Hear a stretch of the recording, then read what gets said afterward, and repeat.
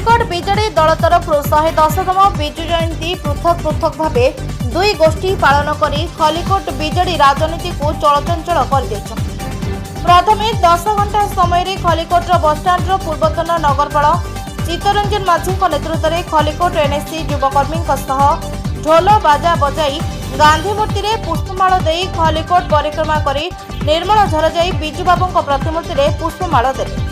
पुणी अन्य एक गोष्ठी 11 घंटा 30 मिनिट समय पूर्वतन विधायिका सूर्यमणि वैद्य नेतृत्व में कंधसाही बासघर निर्वाचन मंडली खलिकोट और पुरुषोत्तमपुर ब्लॉक दुई एनएससी मिसी मात्र प्राय 50 लोक विजुबाबू प्रतिमूर्ति में पुष्पमाल अर्पण करते।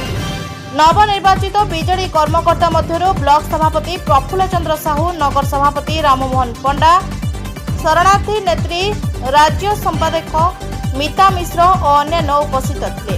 नेतृत्व विहीन खलिकोट विजेडी रे राज्य नेतृवृंद कर्मी सांगरे जोगसूत्र नकरी नूतन कर्मकर्ता चयन करने जो विजेडी रे गोष्ठी कंदल होई दल दुई फाल होइथिबा आलोचना होछि। Khallikote Srinivas Sahu report JMK news.